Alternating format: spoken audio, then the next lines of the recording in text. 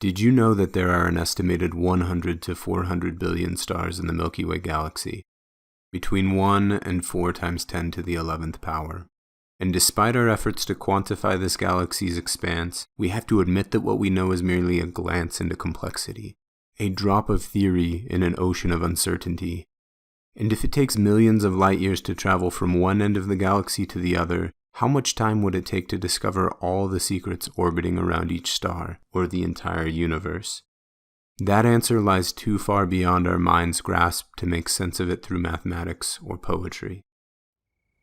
When I was a teenager, I would drive out past the city lights on the nights I couldn't sleep, out beyond the lumber yards where the evergreens scratch the sky and the crickets and frogs sing more beautifully than any static on the radio. After the sun said bedtime prayers and laid its head to rest beyond the mountains, the pastel sunset would fade to darker hues. The stars would slowly come out of their hiding places in the midnight blue, no longer too shy to show their faces, and I would look to heaven like Adam reaching to God's good graces for love and answers from Eden. I felt so small beneath their grandeur and the questions that weighed heavy on my chest. If there was a God in those heavens above, whose days were without beginning or end, whose wisdom endured the test of time, who numbered the sands of the sea on this world and on countless others, whose word causes the mountains to melt like wax and commands the waves of the sea to be still. If there was a God like that, why would he care about me?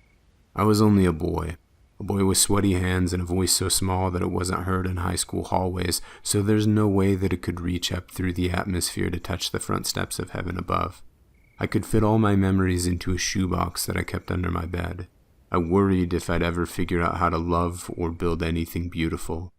Years later, as a college student, I was sitting in a neuroscience class and the professor got up and said, "Did you know that there are 100 billion neurons in our brains?" Scientists got together to quantify the final frontier of the human race, and the end result? 1 times 10 to the 11th power. A galaxy within us twinkling with every supernova of brilliance, every black hole of self-doubt, all the gravity of will, and every comet discontent with staying still. Each one of those neurons having survived the synaptic pruning process of development deemed necessary by the purpose it served. Each of which is connected to approximately 1,000 others by dendrite branches and axonal roots, like a forest sprouting within us, telling us how to love and feel loneliness. We have more in common with majesty than we give ourselves credit, and yet we wake every morning and immediately begin to edit everything ugly about ourselves, everything we disagree with. We've spent so long comparing ourselves to others we can't see the forest for the trees. Perhaps there are no flaws or blemishes in sunrises or night skies, but there is beauty in weakness that pushes us to gratitude. At times we feel there is nothing we can offer the world, we can always offer our thanks. Like a tree bearing fruit in thanks for the light and rain it has received, even small offerings are sweet. If we are going to admire the vistas surrounding us as masterpieces with beauty in every brushstroke, why would we paint ourselves out of the picture? We are fixtures in the history of humanity, never mind how big or small, we are here, and every breath we breathe is more dear to those around us than we realize. Our good deeds burn brighter than wildfires, one good turn sparking the next until they consume the world in the warm glow of kindness. We love with more power than hurricanes or earthquakes, our hearts reaching out with steady hands to rebuild homes and smiles, to calm those shaking in fear after losing everything. Destruction is easy. It takes strength beyond force to lift broken spirits. We stand more resilient than mountains. Though mountains don't often fall, they will never pick themselves up, refusing to accept failure.